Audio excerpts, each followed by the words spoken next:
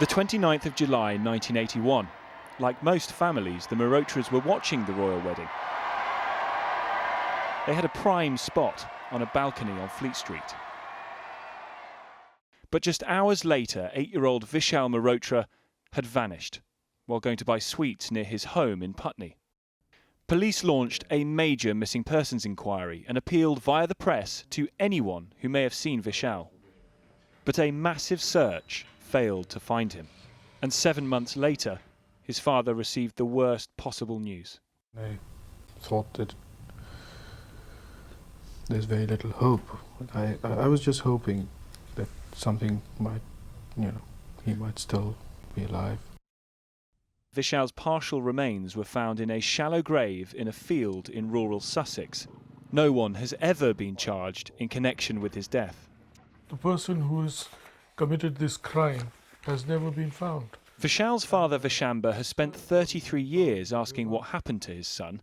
He increasingly fears Vishal could have been a victim of paedophiles connected to VIPs.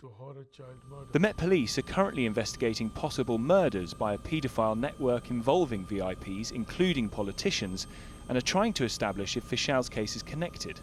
Mr Mehrotra's belief that there could be a link and a subsequent cover-up stems in part from an incident he says happened in the months after Vishal went missing near his home. During the search, Mr Mehrotra describes receiving a phone call from a young man.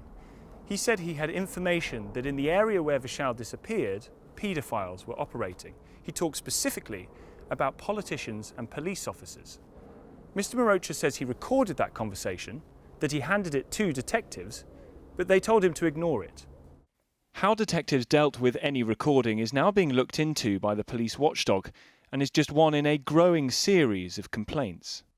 Another revolves around the case of Sidney Cook and his paedophile gang convicted of the killing of 3 boys in the 1980s.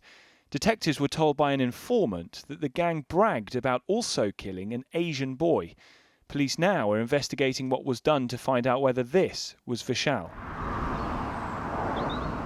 In 2005, Sussex police told Mr Mehrotra they were carrying out a review of Vishal's case. 10 years on, the family says they had heard nothing. But last week, Sussex police finally released it. It's 22 pages long, heavily redacted, and it raises further questions for the family about potential links between Vishal's death and the killings carried out by Sidney Cook's gang. The report reveals that on 3 occasions, other police forces had looked at whether there was a connection with Sidney Cook. The Met's paedophile unit at one stage said there were strong similarities between the cases, but it's unclear from the report whatever happened to these inquiries.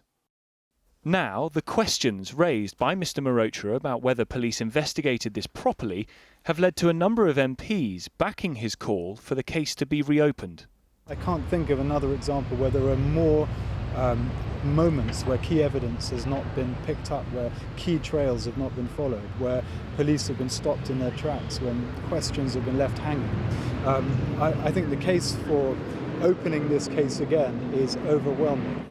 Sussex police say they're looking into new investigative opportunities, but the force are now coming under increasing pressure to reopen this case to try and end 33 years of not knowing what happened to Vishal.